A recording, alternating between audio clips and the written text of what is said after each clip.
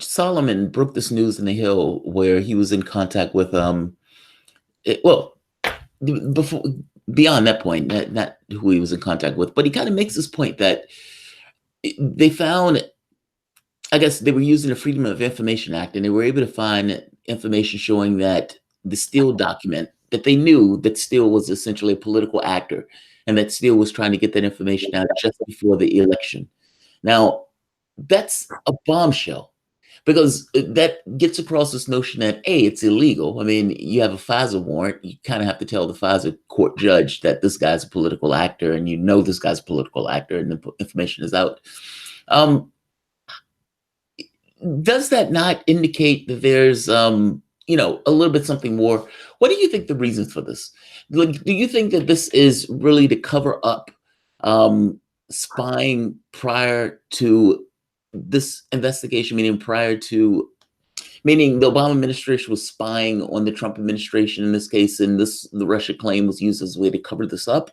Or do you think this was just purely a politicized thing after the fact to cover up losing the election?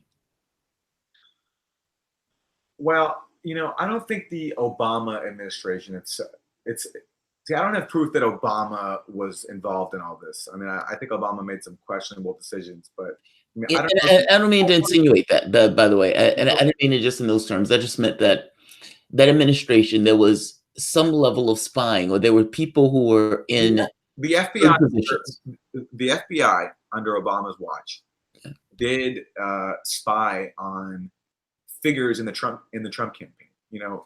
I don't think they wiretapped Donald Trump's phones, as has been suggested. I don't think it went that far. But look, yes, the FBI, you sent an informant to speak to Carter Page, and they also got a FISA warrant on Carter and also George Papadopoulos as well. He also had a honeypot with him. Yeah.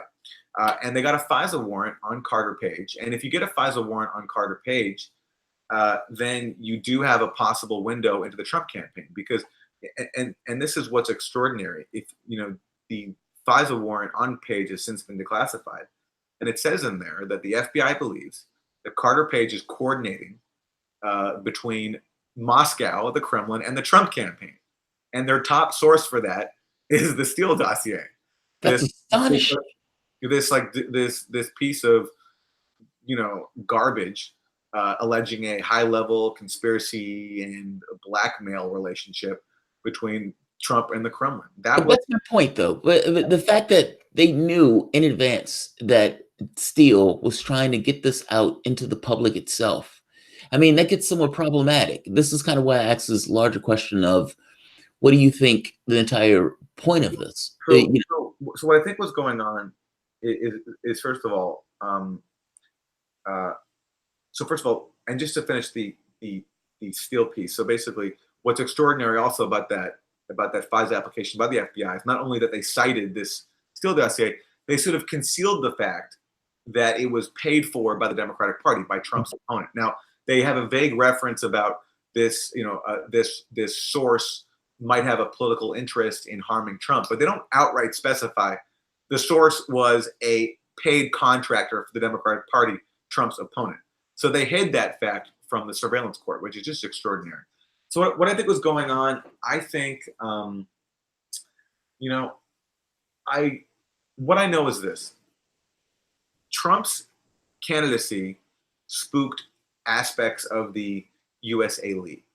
Not because the U.S. elite is woke, not because the U.S. elite is offended by Trump's racism or his misogyny, but because, Trump was doing a few things. First of all, on the campaign trail, he was speaking out against foreign intervention, and he was talking about withdrawing the U.S. from proxy wars in Syria, and he was talking about better relations with Russia. And that is like sacrilege if you're in the bipartisan foreign policy establishment. And that's why, in the summer of 2016, you had all these people from the Republican Party as well coming out strongly against Trump's candidacy. Now, I personally think Trump was not sincere in his message, as I think his policies show. He's escalated foreign intervention. His administration has been more hawkish towards Russia, but nonetheless, I think he was tapped into a very real sort of anti-interventionist sentiment, and that was in the populace that other politicians like Hillary Clinton have ignored, and partly because they're complicit in the policies that people are rebelling against.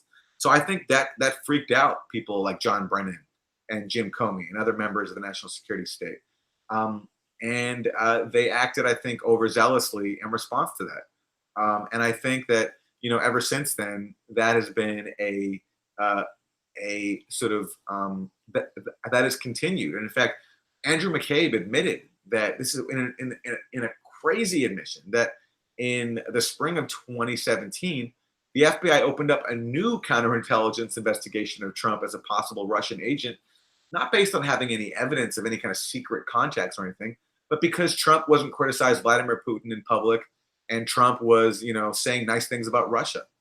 That was basically deemed to be suspicious enough to open up a counterintelligence investigation of the president. Like, Yeah, that's extraordinary. it speaks to the sort of paranoid Cold War mindset the national security state elites operate in, and the reason they operate in that mindset is because that mindset justifies their existence. Yeah. The national security state exists to warmonger, to drum up tensions with Russia, because that in turn justifies weapons contracts. It justifies, aggressive military deployments around the world.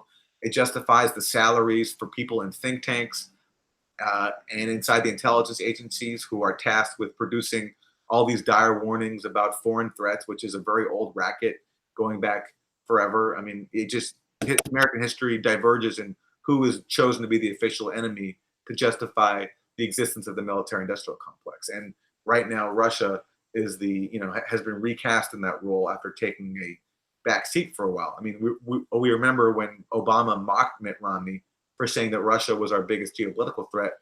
And the Democrats, all celebrated when Obama did that. Now they've totally walked that back because now it's politically convenient, and politically convenient for them as well, because they have an interest too in this, because they need, as you said, they need to blame Russia for their own failures in losing to Donald Trump. One of my subscribers, they have a question. This is a super chat. This is Bella Lou. Yeah, Bella Lou. Asked Aaron about the Isikoff Seth Rich conspiracy debunking that was published yesterday in HuffPost. There was a lot of Russia claims in the second podcast. I don't know if you saw that. I haven't seen that yet. So Isikoff says that the Seth Rich hoax claims originated with a Russian intelligence agency, the SVR. Oh, wow. I haven't read his article or heard his podcast yet. I'll just say I find it hard to believe. Philip Bump of the Washington Post has an article, which I also haven't read, but what I was told is that Philip Bump shows that the Seth Rich claims were, well predate whenever Isikoff says that the SVR, Russian intelligence, made them. So, and in general, I'll just say that what I hope Russiagate has taught everybody is that be skeptical of explosive claims like this, because so many of them have been discredited and have been retracted. And, Michael Isikoff is somebody who I personally like. I think he's a very accomplished reporter, and I think he's a nice guy. I've interviewed him many times, but, look, he helped push the Steele dossier initially, and which turned out to be a total farce. So and he since, I think, had at least the integrity to acknowledge that the Steele dossier is discredited, whereas others are still clinging to it, and probably. But still, the point is that is a part of his record as well, and the overall record of Russiagate as well is a series, and in fact, an unprecedented, at least that I can think of in my lifetime, an unprecedented series of failures and debunked or retracted stories. So I would just advise skepticism in this case, and when I get the time to read it, I will, and maybe I'll say something more if I have anything valuable to say. And the problem is the moment that you get this kind of narrative going, the perspective is set. Yeah. It's almost like, almost in a psychology way, people have a hard time backing away from the first bit of information that they received on something. Yep. And in this case, it's such a large scale operation of sorts that put this into people's heads. So Yeah. whether it's true or not, it becomes less important. And it even becomes one of those things where even when new information comes, you can't really see it. It's like nothing breaks the narrative because the narrative was already set that Trump was colluding with Russia in some way. And so that's the way it is. Even when Mueller comes out and says it's not true, Yeah. people are still digging the ditch. It's Yeah. amazing. And and this is why it's so cynical. And then I have to wrap pretty soon. The So, last question. That was the last but question. but the reason why it's so cynical and unfortunate is because part of the reason why it persists is because the Russiagate narrative, due to its prevalence and how incessant it's become synonymous with opposing Trump. Yes. So Yes. it's taken advantage of all those people who are rightfully upset by Trump's victory and want to see him out of office. And it's been presented to us as the dominant way to resist Trump. And anything that pushes the narrative is automatically seen as being hurtful to Trump. Yeah. But what people don't realize is that if the evidence for it is baseless, then all that what we're actually doing in pushing it is ultimately helping Trump because we're channeling energy into a conspiracy theory instead of focusing on challenging Trump's actual policies, which is what Russiagate did for 2 years. I mean, just look at what Democrats and outlets like MSNBC and CNN focused on, and how the abundance of energy and time that was spent on Russiagate could have been spent on Trump's actual policies. You look at the fact that there were bigger protests over the firing of Jeff Sessions because people thought that would be a threat to Robert Mueller.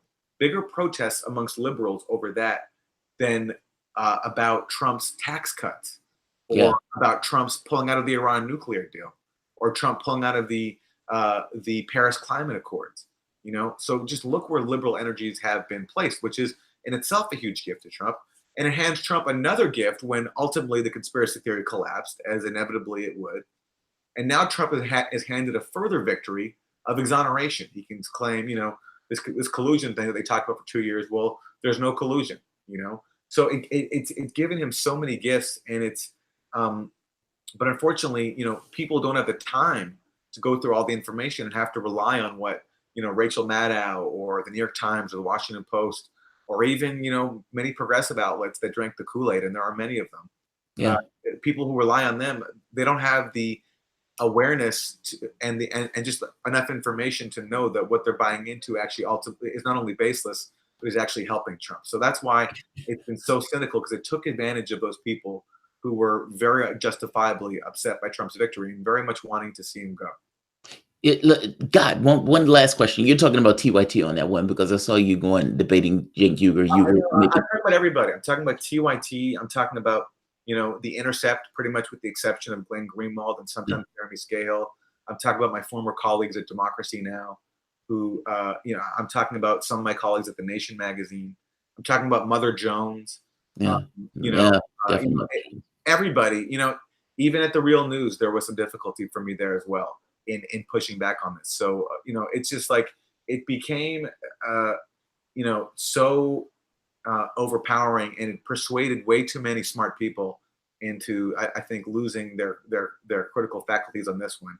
And Wait, I'm hoping at least that the collapse of the conspiracy theory now will put an end to it. you had conflict at Real News Network on this particular issue? I mean, I know they started going the Russiagate direction when you left. I didn't realize that there was conflict while you were there. Well, I mean, look, it's tricky, and I don't want to get too much into it. I'll just say I had difficulties at times doing the kind of work, kind of skeptical journalism I was doing on Russiagate. At I the same see. time, I'm grateful I was given many opportunities to do it, and that's why I'm glad that we stood apart for a while. Like my Luke Harding interview reached a lot of people, and I think helped change some minds. Yeah. People were very grateful for that one, and so I'm grateful for the chance I got, but it wasn't always easy doing it there, and I think that I'm not there anymore, but I think that a huge opportunity was wasted because there was a time when we were standing apart, and that stopped happening. Dude, thank you so much for coming on to the show. Is there anything you want to say before we close? Well, listen, I appreciate you. I know we've been trying to do this for a while, so I appreciate your patience, and I'm glad we finally made it happen. I thank you for your support of my work. I know you've been highlighting it and boosting it. I'm just very grateful for that. And I also just think it's so important for like Russiagate has taught us many things, including the importance of independent media and outlets like yours who are brave enough to push back against the prevailing narratives and to and I just hope everybody supports the kind of work you're doing and all of us just stand in solidarity with people who are trying to stay true to what the principles of independent media are. And I thank you for what you're doing. Very cool, man. Well, you do good work. That's why I cover it. So that's what it boils down to. All right, guys, I'm going to end this here. If you guys enjoy the content, please feel free to share, like, subscribe. You can always support through PayPal or Patreon. Oh, let me say one more thing, actually. Go for it. I'm about to launch a new show with the Gray Zone, with Max Blumenthal, the Gray Zone. It's called Pushback, and we're launching it very soon. And I'll be getting back to doing the kind of work I was doing at the Real News. So I hope people will tune into that when it comes out. It will be available through the Gray Zone.